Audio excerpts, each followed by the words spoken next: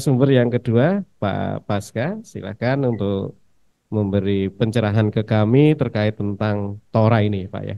Dan saya berharap sekali nanti Pak Paska bisa menginformasikan ke balai-balai di bawah PKTL untuk memberi informasi juga terkait dengan Tora ini, Pak. Jangan sampai nanti BPDAS tidak dapat informasi, sudah dirancang, ternyata berada di Tora. Ini yang agak menyusahkan kita juga.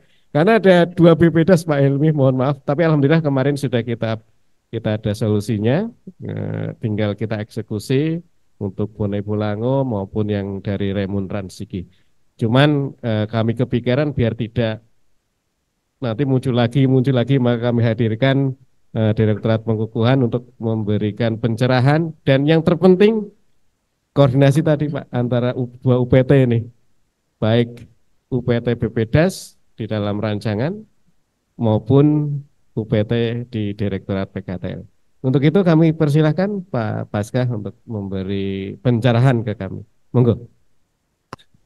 Terima kasih Pak Moderator atas waktunya. Mohon izin Pak Helmi. Karena Pak Helmi tadi berdiri, jadi saya nggak sopan Pak kalau berdua. Jadi mohon izin Pak, saya berdiri Pak. Jadi wassalamualaikum warahmatullahi wabarakatuh. Pertama-tama perkenalkan kami sampaikan permohonan maaf Direktur kami Pak Kasubdit karena memang kebetulan hari ini juga kami sedang mengadakan rapat juga di Dopotel Pak, mengumpulkan seluruh BPKH karena memang salah satu target KLHK yang ditetapkan dalam PP 223 itu Pak, penetapan 100% Pak, yang berakhir pada tahun ini. Jadi memang saat ini lagi kita proses untuk proses penetapan, saat ini untuk percepatannya lagi dikumpulkan Pak di Hotel Novotel juga di Bogor. Jadi beliau menugaskan kami untuk menyampaikan materi terkait Tora ini Pak, yang umum diketahui oleh teman-teman Tora, bahwa memang perlu juga saya sampaikan bahwa Tora ini di eranya disampaikan pada era Perpres 88 tahun 2017 maupun Permenko 3 tahun 2018, tetapi dengan terbitnya UU-CK tahun 2020 yang bahwa Tora ini bagian dari penyelesaian penguasaan tanah dalam kawasan hutan. Izinkan kami menyampaikan bahan terkait penyelesaian penguasaan tanah dalam rangka penataan kawasan hutan. Next. Next, Pak. Jadi nanti saya sampaikan auto paparan kami, yang pertama kawasan hutan, yang kemudian kedua PPTPKH, terus ketiga PPTPKH sebelum penunjukan kawasan hutan, keempat PPTPKH setelah penunjukan kawasan hutan, yang kelima peta indikatif dan progres Tora ataupun PPTPKH. Next, Mbak. Jadi Bapak Ibu sekalian, sebagai rimbawan juga sesama rimbawan kita perlu juga mengetahui bahwa kawasan hutan kita di Indonesia ini bukan bukan ujuk-ujuk ada, bahwa memang kita kawasan hutan di Indonesia ini sudah ada sejak tahun era zaman penjajahan Belanda pun sudah ada kawasan hutan di era undang-undang kolonial Belanda. Kita kenal namanya hutan register ataupun penunjukan parsial. Kemudian pasca terbitnya undang-undang agraria maupun undang-undang nomor 5 tahun 67, ada kita mengeluarkan peta tata guna hutan kesepakatan di era tahun 82 sampai 84 atau ada juga yang tahun 86. Kemudian pada saat terbitnya Undang-Undang nomor 24 tentang penataan ruang, kita diwajibkan untuk menyesuaikan TGHK kita dengan RT-RWP, sehingga ada namanya padu serasi RT-RWP dengan kawasan hutan. Itu yang terbit di era tahun 99 sampai 2005. Kemudian pada tahun terbitnya Undang-Undang 26 tahun 2027, kita ada perubahan kawasan hutan dalam rangka revisi RWP, dan juga sekarang kita ada kawasan hutan provinsi pasca terbitnya UU-CK tahun 2020. Ini sebagai sejarah kawasan hutan yang perlu kita sampaikan sebagai sesama rimbawan. Next, Mbak. Untuk saat ini luas kawasan hutan di Indonesia ada di kisaran luas kawasan hutan darat plus perairan sekitar 125 juta. Kemudian luas kawasan hutan yang daratan saja 120 juta 445.794 hektar atau sekitar 62,9% dari luas daratan wilayah Indonesia, yang terdiri dari fungsi konservasi, lindung, produksi tetap, produksi terbatas ataupun hutan konveksi. Next, Mbak. Jadi untuk saat ini perlu Bapak Ibu ketahui bahwa progres penetapan kawasan hutan kita saat ini masih di angka 84%. Jadi kami dari PKTL ataupun dari pengukuhan masih punya utang Pak 16%, yang harus diselesaikan pada tahun ini sebagaimana amanat dari PP 23 Pak, yang harus diselesaikan 100% pada tahun ini. Next. Kemudian next Pak. Kalau bicara masalah penyelesaian penguasaan tanah dalam rangka penataan kawasan hutan, di PP 23 ataupun di PP 24 dinyatakan ada dua alur penyelesaian. Yang pertama untuk yang sebelum penunjukan kawasan hutan atau memang penguasaannya ada sebelum kita menunjuk menjadi kawasan hutan, kemudian terhadap lahan yang telah dibangun setelah penunjukan kawasan hutan. Yang sebelum penunjukan kawasan hutan ini akan diselesaikan melalui perubahan batas ataupun pengakuan alas hak. Kemudian yang setelah penunjukan kawasan hutan ini yang akan kita selesaikan melalui imper atau Bapak Ibu pernah dengar tim imper PPTPKH ataupun tim du PPTPKH. Next. Next, Mbak. Next. Ini untuk seperti yang sampaikan tadi, penyelesaian hak atas tanah sebelum penunjukan kawasan hutan itu diatur dalam PP 23 maupun di Permen LHK nomor 7 tahun 2021, di mana disebut di sana bahwa terhadap hak atas tanah yang diterbitkan oleh pejabat berwenang sebelum diterbitkannya peta register hutan, penunjukan parsial ataupun peta kawasan hutan lainnya, hak atas tanah tersebut akan diakui dan dikeluarkan keberadaannya dari kawasan hutan, tentunya dengan disertai dengan bukti-bukti tertulis hak atas tanahnya. Hak-hak atas tanahnya apa saja? Itu boleh hak milik, HGU, hak guna bangunan, hak pakai, hak lain sesuai dengan ketentuan peraturan perundang-undangan. Kemudian bukti-bukti tersebut diklarifikasi oleh kantor pertanahan terhadap peta lokasi maupun bukti alas hak atas tanahnya. Next. Ini prosedurnya seperti yang saya jelaskan tadi. Next, Mbak. Ini kita sampai ke program TORA yang seperti Bapak Ibu sampaikan, bahwa dulu TORA ini adalah produk dari Perpres 88 tahun 2017 maupun Permenko 3 tahun 2018. Tetapi pasca terbitnya UU CK tahun 2020, kebijakan TORA ini sedikit agak berbeda. Karena dulu TORA itu juga lahan tidak terbangun pun bisa masuk TORA, Pak. Lahan tidak terbangun bisa masuk TORA. Tetapi pasca UU CK, kita menyelesaikan penguasaan dalam kawasan hutan yang salah satunya melalui PPTPKH ini, yaitu khusus untuk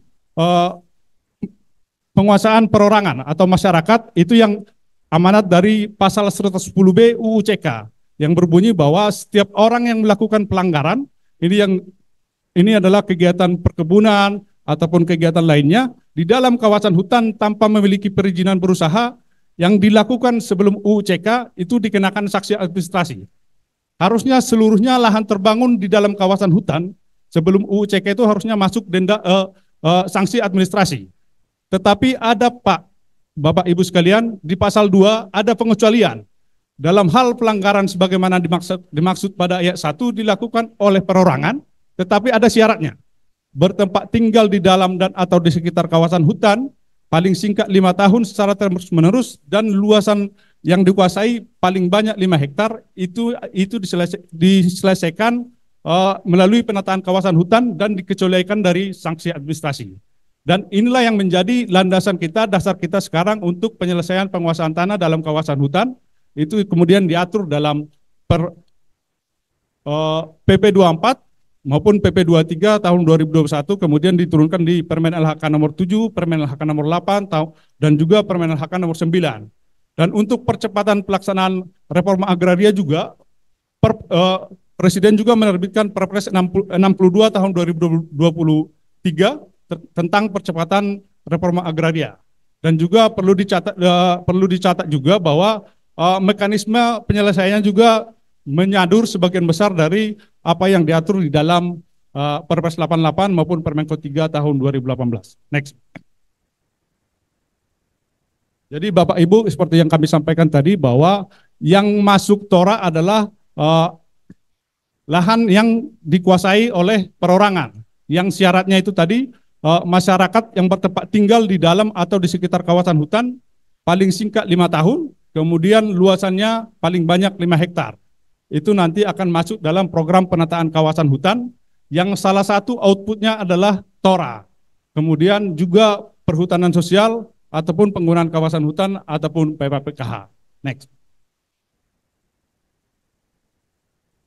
Ini ini adalah bahkan alur dari penataan kawasan hutan tadi Pak, Bapak Ibu sekalian, bahwa yang di atas itu yang belum terbangun, yang dulu HPK tidak produktif, ini adalah terusan dari produk dari Permenko Perpres 88 yang saat ini kita klaim untuk sumber tora yang harus masih ditindaklanjuti terhadap pencadangan HPK tidak produktif yang masih ada sekitar 900.000 hektar. Kemudian yang sebelah kanan kita masuk ke penyelesaian penguasaan tanah pasca UUCK tahun 2020, yaitu melalui tora yang tentunya penyelesaian tora di dalam UUCK ini adalah yang sudah terbangun. Apa saja yang bisa masuk dalam program tora ini atau program PPTPKH ini, yaitu sarana prasarana permanen milik pemerintah, kemudian pasos-pasum ataupun permukiman, kemudian lahan garapan, pertanian, perkebunan atau tambak, kemudian bangunan untuk kepentingan lain yang terpisah dari permukiman. Ini nanti akan kita masukkan ke dalam peta indikatif PPTPKH, penataan kawasan hutan. Kemudian nanti setelah masuk peta indikatif PPTPKH, ini akan ditindaklanjuti dengan inventarisasi dan verifikasi PPTPKH pada provinsi yang memiliki kecukupan kawasan hutan dan penutupan lahannya lebih. Tetapi yang untuk di provinsi yang memiliki kecukupan kawasan hutannya dan penutupan lahannya kurang, akan diproses hanya permukiman pasos-pasumnya saja. Permukiman pasos-pasum saja, dan itu juga melalui kegiatan tim terpadu. Next, Pak. Nah, ini kira-kira diagram alur PPTPKH, ini melihatnya sangat ribet, tapi kami sampaikan bahwa ini prosesnya sangat panjang Bapak Ibu sekalian, bahwa ini dari usulan para pihak untuk masuk indikatif, kemudian nanti pas pelaksanaan impernya juga harus diusulkan Bupati, kemudian juga dikaji oleh tim imper PPTKH, kemudian dilaporkan ke Jakarta, kemudian nanti akan dibahas melalui tim pelaksana di Jakarta, kemudian disampaikan ke Bu Menteri untuk menyampaikan pola penyelesaiannya. Kira-kira rangkuman seperti ini nanti boleh dibaca untuk prosedurnya. Next, Mbak. Nah, ini yang saya sampaikan tadi, alur proses PPTPKH-nya.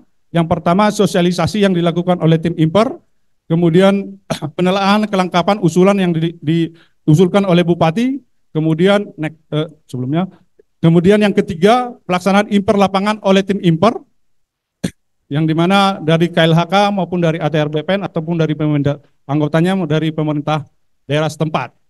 Kemudian tim imper merekomendasikan pola penyelesaiannya, kemudian akan dibahas di nomor 5 ini, pembahasan tim pelaksana PPTKH pusat, yang salah satunya memang ada di dalamnya anggotanya adalah Ditjen Pedas RH. Jadi memang rekomendasi ini terhadap rehab-rehabdas yang dilaksanakan di lapangan harusnya bisa disaring juga di sini Bapak. Jadi ada saringannya di Jakarta, tapi memang di Jakarta Pak, yang di daerah balainya belum terlibat ke tim impor. Harusnya nanti perlu disampaikan bahwa terhadap usulan-usulan seperti yang sedang dilaksanakan oleh teman-teman di BPDAS agar dilaporkan ke Dirjen Pedas RH, kemudian nanti disampaikan ke rapat tim pelaksana di Jakarta, Pak. Nah, kemudian ini alur prosesnya, next. Ini seperti yang kami sampaikan tadi, susunan tim imper PPTPKH, ini yang di lapangan, kebetulan Menteri menetapkan ketuanya adalah Kepala BPKH, kemudian wakil ketuanya Dinas Provinsi yang membidangi kehutanan, kemudian anggotanya Kantor BPN, kemudian Dinas Provinsi Penataan Ruang, kemudian Dinas Kabupaten yang membidangi penataan ruang, kemudian Dinas Provinsi yang membidangi lingkungan hidup, kemudian Balai PSKL, kemudian Balai KSDAE, KPH, Kantor Pertanahan, Camat, dan Kepala Desa. Dan ini untuk struktur tim pelaksana PPTKH, yaitu pembahasan di tingkat pusat, Pak. Yang ketuanya adalah Dirjen PKTL, kemudian melibatkan eselon 1 dari KL lembaga lain, dan yang salah satu anggotanya adalah Dirjen Pedas RH. Pedas RH. Next. Ini proses yang untuk kecukupan kawasan hutannya kurang, sehingga prosesnya melalui tim di PPTPKH. Nanti boleh dibaca sama Bapak Ibu sekalian. Next. Ini susunan terpadunya. Next, Mbak. Nah, Ini yang menjadi permasalahan sebenarnya yang kami juga pernah dapat laporan bahwa yang ini permasalahan di Gorontalo ya. Ya, jadi ini memang Bapak Ibu next, Pak. Proses penyusunan peta indikatif ini kami menampung dari semua masukan dari usulan dari semua pihak, Pak. Jadi kami juga nanti bermohon Pak ke Dirjen Pedas RH ataupun ke teman-teman dari Bapak Ibu dari Balai, kira-kira memang kalau ada masuk indikatif tetapi kriteria di lapangan tidak sesuai dan sudah ada kegiatan Bapak Ibu, silakan diusulkan Pak untuk masuk di peta indikatif untuk dikeluarkan dari peta indikatif TORA. Nah, ketika itu sudah masuk masuk peta indikatif TORA, walaupun ada kegiatan Ibu tetap nanti akan dilaksanakan impernya Pak. Nah, tetapi sebelum dilaksanakan masih masuk indikatif, nanti silakan saja diusulkan untuk dikeluarkan dari peta indikatif TORA. Next, Pak. Nah, ini untuk peta indikatif TORA ini, kita menggunakan data dari siapa saja kita bisa mengusulkan, Pak. Jadi siapapun bisa mengusulkan untuk masuk peta indikatif TORA. Jadi ini data yang kita pakai untuk yang peta indikatif yang terbaru. Ini sudah relatif sudah berbagai masukan-masukan dari direktorat lain, KL lain kita sudah akomodir. Ini yang pertama data identifikasi yang kami lakukan sendiri. Kemudian usulan dari para pihak. Itu para pihak ini siapapun bisa mengusulkan Pak. Perorangan maupun kelompok, pemerintah daerah, KL ataupun dari UPT-UPT kita bisa mengusulkan. Kemudian yang ketiga data dari Satlak Pak, yang sudah ditetapkan Menteri melalui SK penetapan data dan informasi lahan terbangun.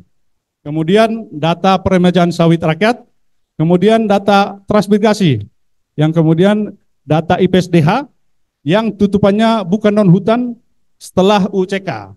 Kemudian data sawit konsinyasi 2019 Kementan yang sekitar 3,8 juta. Kemudian terhadap data ini, kita sudah menapis Pak. Kita sudah menapis, artinya semua usulan itu tidak otomatis masuk ke dalam peta indikatif. Kita juga melakukan penapisan Pak. Tetapi memang penapisan yang kita pakai ini menggunakan data yang tersedia di dashboard KLHK Pak. IGT yang tersedia. Jadi yang usulan-usulan memang mungkin belum masuk di sini Pak. Jadi belum kedetek. Jadi untuk yang penyusunan indikatif yang terbaru kita sudah menapis dengan IGT lingkup KLHK. Yang antara lain PIAPS, KHDTK, Rehabdas juga kita sudah tapis juga, kemudian KHDPK, kemudian penggunaan kawasan hutan, tutupan lahan 2020 sama 2022. Kemudian juga kita cek juga dengan IGT dari pelepasan kawasan hutan, kemudian sawit konsinyasi maupun rekomendasi PPTPKH. Setelah itu, setelah kita melakukan penapisan, kita juga melakukan koordinasi dengan satker-satker lain Pak.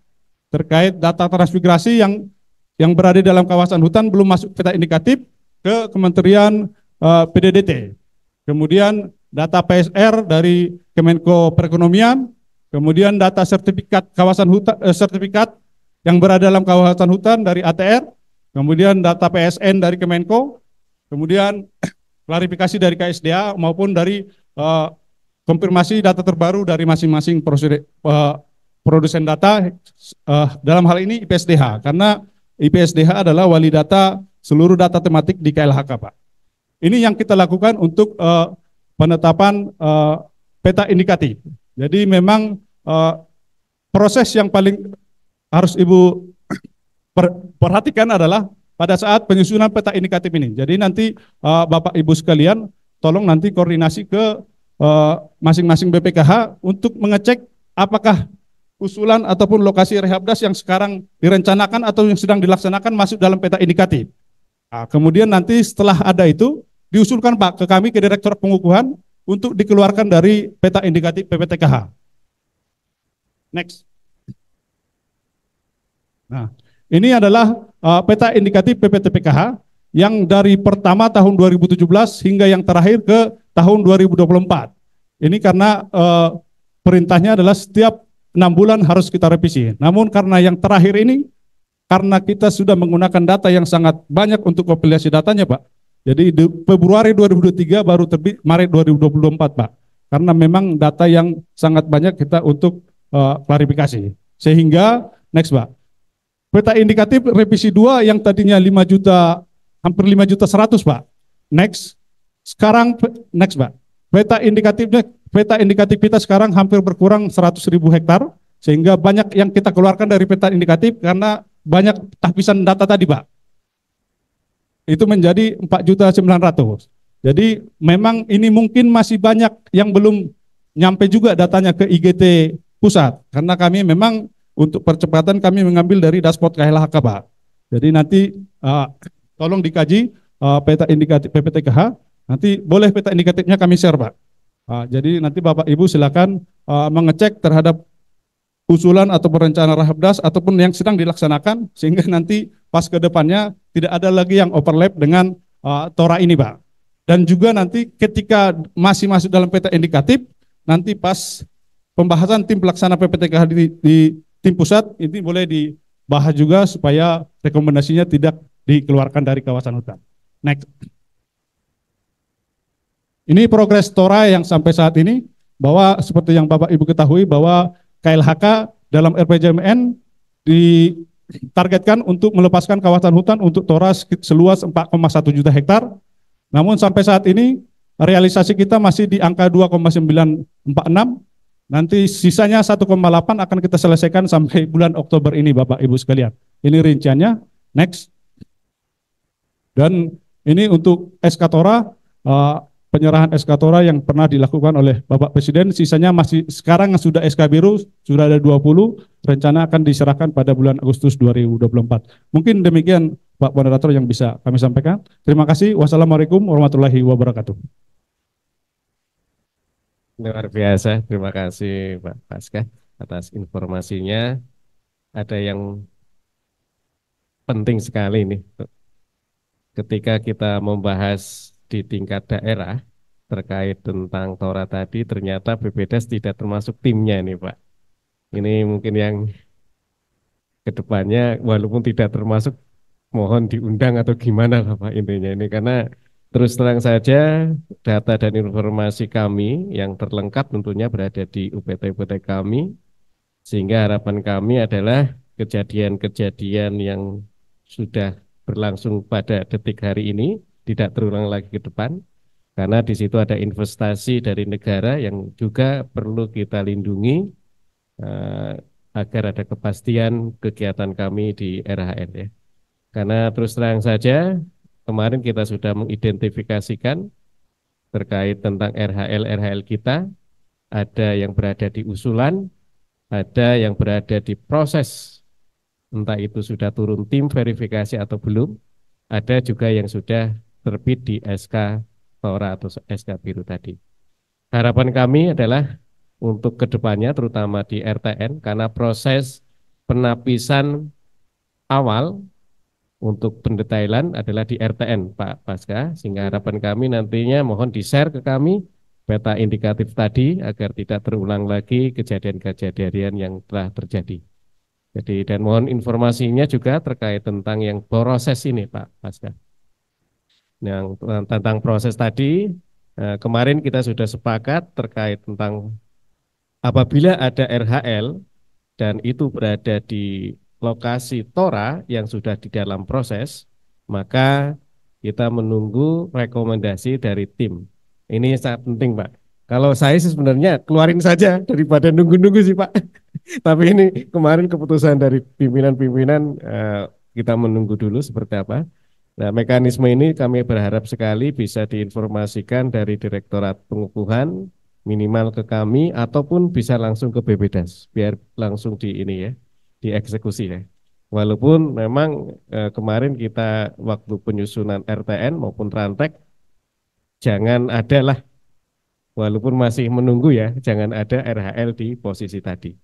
Tapi tidak menutup kemungkinan ada BPDAS yang masih melakukan perencanaan di dalam 3 tahapan tadi, entah itu di usulan, entah itu di prosesnya, entah itu yang sudah ada SK birunya. Terima kasih Pak Paskah.